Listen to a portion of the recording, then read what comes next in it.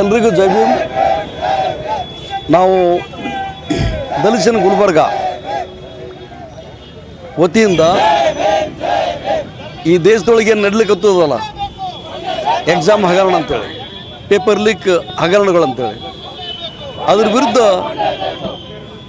ದೆಹಲಿಯ ಜಂತರ್ ಮಂತರ್ನಲ್ಲೇನು ಅಭಿಜಿತ್ ದಿಪ್ಕೆ ಅವ್ರ ನೇತೃತ್ವದೊಳಗೆ, ಸೋನಮ್ ವಾಂಗ್ಚುಕ್ ಅವರ ನೇತೃತ್ವದೊಳಗೆ ಏನು ಧರಣಿ ಸತ್ಯಾಗ್ರಹ ಹಮ್ಮಿಕೊಂಡಿದ್ದು, ಆ ಧರಣಿ ಸತ್ಯಾಗ್ರಹಕ್ಕೆ ಬೆಂಬಲಿಸಿ ನಾವಿವತ್ತು ದಲಿತ ಸೇನೆ ವಿದ್ಯಾರ್ಥಿ ಒಕ್ಕೂಟದ ಎಲ್ಲ ಪೂರ ವಿದ್ಯಾರ್ಥಿ ಬಂಧುಗಳು ಮತ್ತು ದಲಿತ ಸೇನೆ ಎಲ್ಲ ಹಿರಿಯ ನಾಯಕರುಗಳು ಇವತ್ತು ಗುಲ್ಬರ್ಗ ಜಿಲ್ಲಾಧಿಕಾರಿ ಕಚೇರಿ ಎದುರಿಗೆ ರಾಷ್ಟ್ರಪತಿಗಳಿಗೆ ಮನವಿ ಸಲ್ಲಿಸಲು ಬಂದಿದ್ದೀವಿ. ಈ ಅಭಿಜಿತ್ ದಿಪ್ಕೆರವರು ಯಾವಾಗ ಸುಪ್ರೀಂ ಕೋರ್ಟ್ನ ಚೀಫ್ ಜಸ್ಟಿಸ್ ಸೂರ್ಯಕಾಂತ್ ಅವರು ಪಾರ್ಲಿಮೆಂಟ್ ಎಲ್ಲಿ ತಮ್ಮ ದಿಲ್ಲಿಯ ಸುಪ್ರೀಂ ಕೋರ್ಟ್ನೊಳಗೆ ಈ ದೇಶದ ಯುವಕರಿಗೆ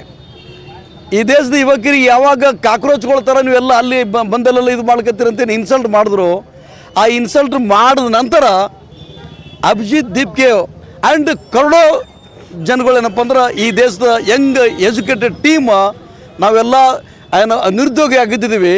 ಸರ್ಕಾರ ನಮಗೆ ನಿರುದ್ಯೋಗ ಮಾಡೋದ, ಉದ್ಯೋಗ ಕೊಡ್ಲಾರ್ದನ್ನ ಬೀದಿಗೆ ತೊಳೆದ, ಆ ಸರ್ಕಾರಕ್ಕೆ ನಾವೆಲ್ಲ ಏನಪ್ಪ ಅಂದ್ರೆ ನಮಗೆ ನಿರುದ್ಯೋಗಿಗಳಿಗೆ ಕಾಕ್ರೋಚ್ ಅಂತೀರಂದ್ರೆ ನಾವೆಲ್ಲ ಕಾಕ್ರೋಚ್ಗಳಂತ ತಿಳ್ಕೊಬೇಕಂತೇಳಿ ಏನು ಕಾಕ್ರೋಚ್ ಜನತಾ ಪಾರ್ಟಿಯಿಂದ ಅಭಿಜಿತ್ ದಿಪ್ಕೆಯನ್ನು ತಯಾರು ಮಾಡಿದ್ರು.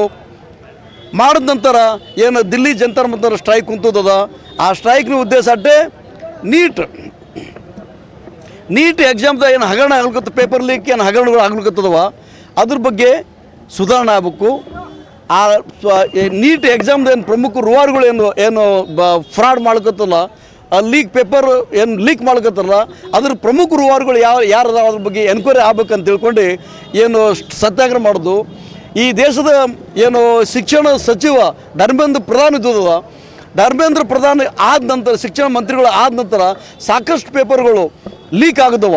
ಕೇಂದ್ರ ಸರ್ಕಾರದ ನಡೀತಿರೋ ಎಕ್ಸಾಮ್ಗಳೆಲ್ಲ ಸೆಂಟ್ರಲ್ ಕಡೆ ಏನು ಎಕ್ಸಾಮ್ ನಡೀತೀವಿ ಎಲ್ಲ ಮ್ಯಾಕ್ಸಿಮಮ್ ಪೇಪರ್ಗಳು ಲೀಕ್ ಆಗ್ಲಿಕ್ಕತ್ತದು.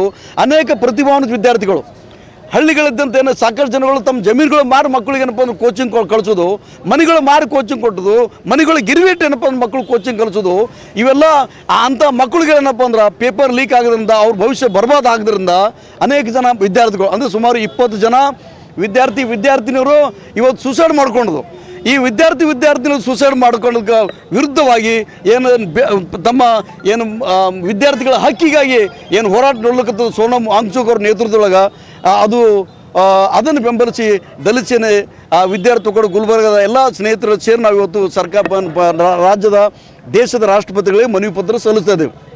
ನಮ್ಮ ಪ್ರಮುಖ ಬೇಡಿಕೆ ಏನು ಸೋನಮ್ ವಾಂಗ್ಚುಕ್ರವರು ಸುಮಾರು 21 ದಿನಗಳವರೆಗೆ ಅತ್ಯಂತ ಶಾಂತ ರೀತಿಯಿಂದ ಸೋನಮ್ ವಾಂಗ್ಚುಕ್ರವರು ಈ ದೇಶದ ಎನ್ವಿರಾನ್ಮೆಂಟ್ ಅವರು ಹೋದರು ಆ್ಯಂಡ್ ಎಜುಕೇಷನಿಸ್ಟು ಆ್ಯಂಡ್ ಸೋಷಲ್ ರಿಫಾರ್ಮ್ ಆಗಿ ಕೆಲಸ ಮಾಡ್ಕೊತದ್ದು ಒಬ್ಬ ಪ್ರಬುದ್ಧ ಇಂಜಿನಿಯರ್ ಅವರು ಸೋನಮ್ ವಾಂಗ್ಚುಕ್ರವರು.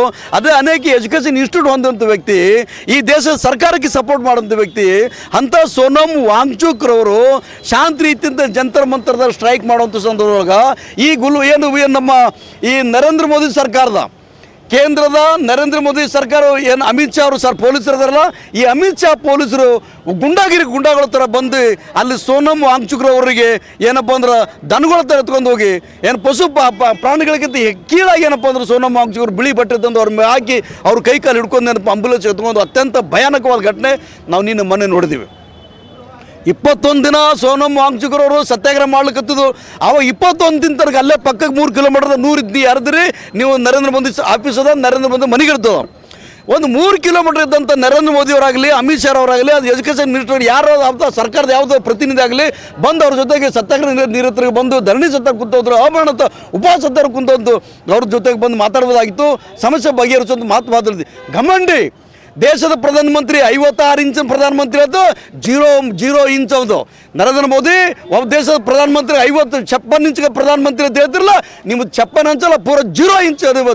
ಇವತ್ತು ಇಡೀ ದೇಶದ ಯುವ ಜನತೆ, ಇಡೀ ದೇಶದ ವಿದ್ಯಾರ್ಥಿಗಳು ಈ ನರೇಂದ್ರ ಮೋದಿ, ಅಮಿತ್ ಶಾ ಆ್ಯಂಡ್ ಶಿಕ್ಷಣ ಮತ್ತು ಧರ್ಮೇಂದ್ರ ಪ್ರಧಾನ್ ವಿರುದ್ಧ ಏನೋ ಬೀದಿಗೆ ಇಳಿದ. ಇವತ್ತು ಗುಲ್ಬರ್ಗದಲ್ಲಿ ಹೋರಾಟ ಆಗ್ಲಿಕ್ಕತ್ತದ, ಇದೇ ದಿನ ಬೆಂಗಳೂರಿನಾಗ ಏನಪ್ಪ ಅಂದ್ರೆ ಹೋರಾಟ ಮಾಡ್ಕೊತದ.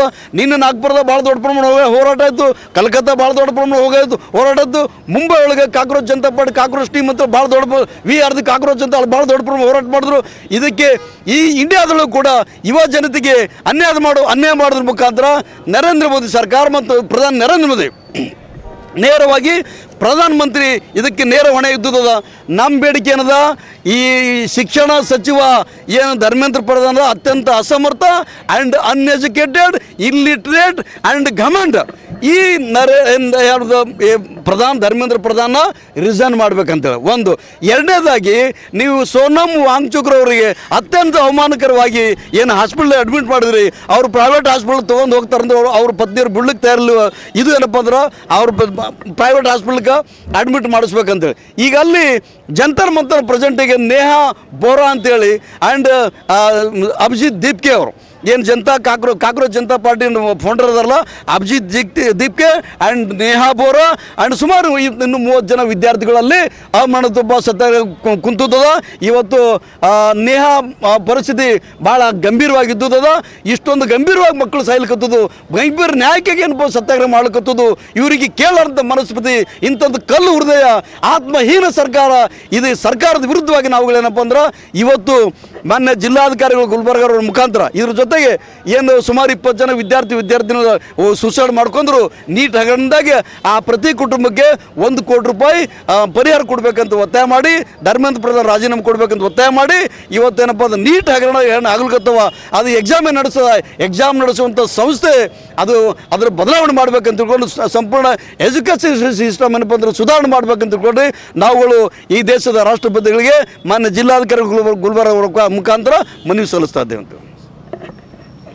ದಲಿತ ಸೇನೆ ಜಿಲ್ಲಾ ಸಮಿತಿ ಗುಲ್ಬರ್ಗದ ವತಿಯಿಂದ ಕಲಬುರಗಿಯ ಮಾನ್ಯ ಜಿಲ್ಲಾಧಿಕಾರಿಗಳ ಮುಖಾಂತರ ಮಾನ್ಯ ರಾಷ್ಟ್ರಪತಿಯವರಿಗೆ ನಾವು ದಲಿತ ಸೇನೆ ಜಿಲ್ಲಾ ಸಮಿತಿಯಿಂದ ಮನವಿಯನ್ನು ಕೊಡ್ತಾ ಇದ್ದೀವಿ. ವಿಷಯ ಏನಪ್ಪ ಅಂತಂದರೆ, ಏನು ದೇಶದಲ್ಲಿ ಸರಣಿಯಾಗಿ ಏನು ನೀಟ್ ಪರೀಕ್ಷೆ ಹಗರಣದಲ್ಲಿ ಏನು ಭಾಗಿಯಾಗಿರುವಂಥ ಏನು ಸುಮಾರು 18ರಿಂದ 20 ವಿದ್ಯಾರ್ಥಿಗಳು ಆತ್ಮಹತ್ಯೆ ಮಾಡಿಕೊಂಡಿದ್ದಾರೆ. ಇವತ್ತೇನು ಆ ವಿದ್ಯಾರ್ಥಿಗಳು ಆತ್ಮಹತ್ಯೆ ಮಾಡಿಕೊಂಡಿದ್ದಾರಪ್ಪ ಅಂತಾರೆ, ಇವತ್ತು ವರ್ಷಾನುಗಟ್ಟಲೆ ಕೂತ್ಕೊಂಡು ಓದಂಥ ವಿದ್ಯಾರ್ಥಿಗಳಿಗೆ ಇವತ್ತು ಅನ್ಯಾಯ ಆಗಿದೆ. ಅವರು ಮಾನಸಿಕವಾಗಿ ಕುಗ್ಗಿ ಇವತ್ತು ಆತ್ಮಹತ್ಯೆ ಮಾಡಿಕೊಂಡಿದ್ದಾರೆ. ಇವತ್ತೇನು ಕೇಂದ್ರ ಶಿಕ್ಷಣ ಮಂತ್ರಿ ಆಗಿರುವಂಥ ಧರ್ಮೇಂದ್ರ ಪ್ರಧಾನ್ ಕೂಡಲೇ ರಾಜೀನಾಮೆ ಕೊಡಬೇಕು. ಇವತ್ತು ಏನು ದೇಶದಲ್ಲಿ ಏನು ನರೇಂದ್ರ ಮೋದಿ ಸರ್ಕಾರ ಇವತ್ತು ಸಂಪೂರ್ಣ ವಿಫಲವಾಗ್ಯದ. ಇವತ್ತು ಏನು ದೆಹಲಿಯ ಜಂತರ್ ಮಂತರ್ನಲ್ಲಿ ಏನು ಸೋನಮ್ ವಾಂಗ್ಚುಕ್ ಅವರು ಏನು ಧರಣಿ ಒಂದು ಉಪವಾಸ ಸತ್ಯಾಗ್ರಹ ಇವತ್ತು 22ನೇ ದಿನಕ್ಕೆ ಕಾಲಿಟ್ಟಿದೆ. ಇವತ್ತು ದೇಶದ ಪ್ರಧಾನಮಂತ್ರಿ ಆಗಿರ್ಬೋದು, ದೇಶದ ಗೃಹ ಮಂತ್ರಿ ಆಗಿರ್ಬೋದು, ಏನು ಇವರು ಯಾರೂ ಹೋಗಿ ಕೂಡ ಅಲ್ಲಿ ಒಂದು ಸಾಂತ್ವನ ಹೇಳುವ ಕೆಲಸ ಇವತ್ತು ಈ ನರೇಂದ್ರ ಮೋದಿ ಸರ್ಕಾರ ಮಾಡಿಲ್ಲ. ಇವತ್ತು ಅಲ್ಲೇ ದೆಹಲಿಯಲ್ಲೇ ಇದ್ದು ಇವತ್ತು ಮೋದಿ ಇವತ್ತು ಯಾವುದೋ ಒಂದು ಸ್ವಾಮಿ ಆಗಿರ್ಬೋದು, ಯಾವುದಾದ್ರೂ ಒಬ್ಬರು ಮಠಾಧೀಶರು ಎಲ್ಲೋ ಒಂದು ಹೋರಾಟ ಕೂತರ ಹಂತದಲ್ಲಿ ಹೋಗಿ ಸಾಂತ್ವನ ಹೇಳುವಂಥ ಈ ದೇಶದ ಪ್ರಧಾನಮಂತ್ರಿ ಇವತ್ತು ಟೋಟಲಿ ಆ ಒಂದು ವಿದ್ಯಾರ್ಥಿಗಳಿಗೆ ನ್ಯಾಯ ಸಿಗಬೇಕು. ಇವತ್ತು ಆ ವಿದ್ಯಾರ್ಥಿ ಜೊತೆಗೆ ಏನು ಒಂದು ಕನಸನ್ನು ಕಟ್ಕೊಂಡಿರುತ್ತ ಆ ತಂದೆ ತಾಯಿಯವರ ಇದಕ್ಕೂ ಅವರಿಗೂ ಕೂಡ ಒಂದು ನೋವಾಗಿದೆ.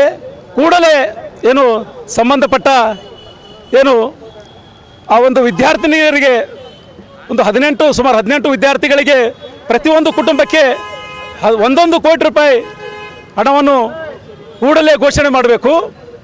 ಇವತ್ತು ನರೇಂದ್ರ ಮೋದಿ ಆಗಿರ್ಬೋದು, ಅಮಿತ್ ಶಾ ಆಗಿರ್ಬೋದು, ಈ ಏನು ಧರ್ಮೇಂದ್ರ ಪ್ರಧಾನ್ ಕೂಡಲೇ ರಾಜೀನಾಮೆ ಕೊಡಬೇಕು. ಇವತ್ತಕ್ಕೆ ಅಂಥವ್ರ ಕೈಗೆ ನಾವು ಸರ್ಕಾರ ಕೊಟ್ಟಿದ್ದಪ್ಪ ಅಂದ್ರೆ ಕಳ್ಳ ಸುಳ್ಳ ಲಫುಟ್ರೆ ಇವರು 3 ಜನ, ಮೋದಿ ಆಗಿರ್ಬೋದು, ಅಮಿತ್ ಶಾ ಆಗಿರ್ಬೋದು, ಈ ಏನು ಕೇಂದ್ರ ಶಿಕ್ಷಣ ಮಂತ್ರಿ ಧರ್ಮೇಂದ್ರ ಪ್ರಧಾನ್ ಕೂಡಲೇ ರಾಜೀನಾಮೆ ಕೊಡಬೇಕಂತೇಳಿ ಇವತ್ತು ದಲಿತ ಸೇನೆ ಜಿಲ್ಲಾ ಸಮಿತಿ ಮನವಿಯನ್ನು ಮಾಡಿಕೊಳ್ತದೆ. ಈಗಾಗಲೇ ನಾವು ಮಾನ್ಯ ಜಿಲ್ಲಾಧಿಕಾರಿಗಳ ಮುಖಾಂತರ ರಾಷ್ಟ್ರಪತಿಯವರಿಗೆ ಮನವಿಯನ್ನು ಸಲ್ಲಿಸ್ತಾ ಇದ್ದೀವಿ.